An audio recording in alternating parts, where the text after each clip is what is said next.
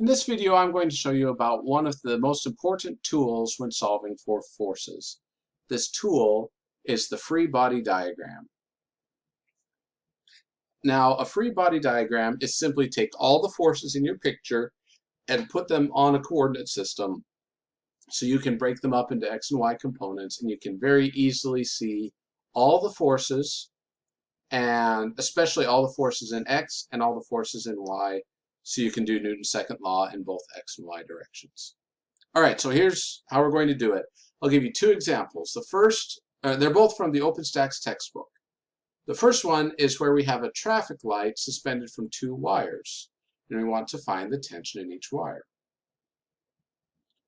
Okay, so we draw the picture, and then we draw all the forces involved.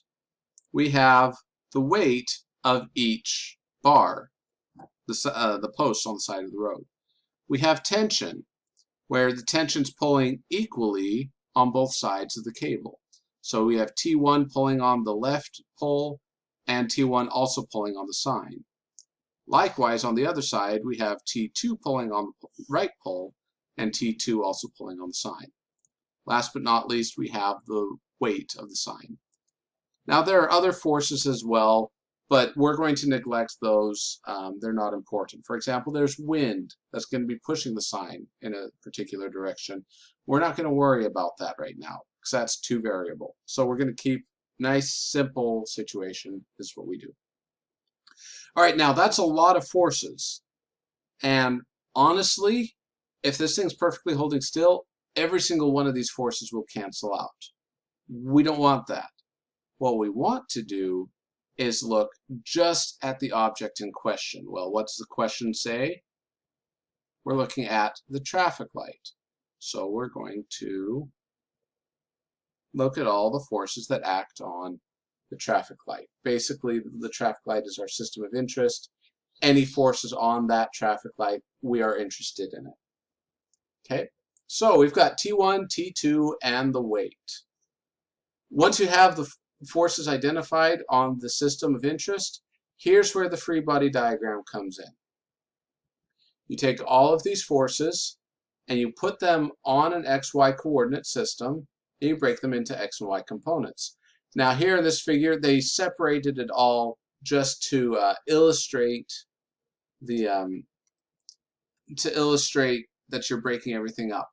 But what I like to do personally is when I have I put in a coordinate system, then I take the first force, we'll take the weight, and I take the tail of that weight and I put it right at the origin of my coordinate system.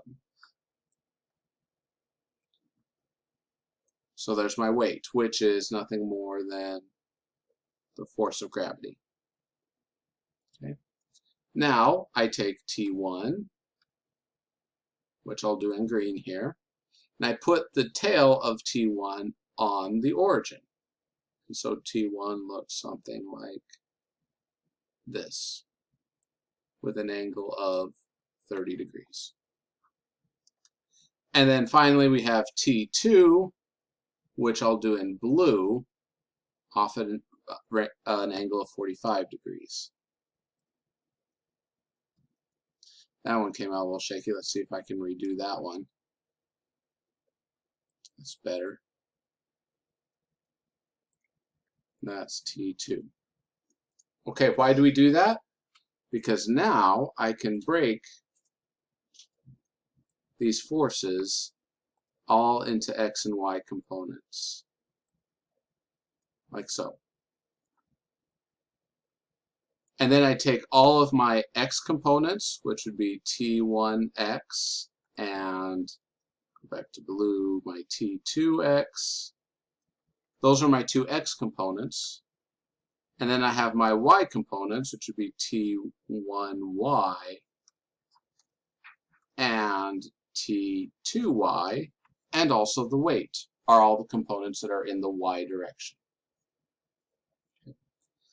Now, in your textbook, they compile it a little bit more, and they would write it as this.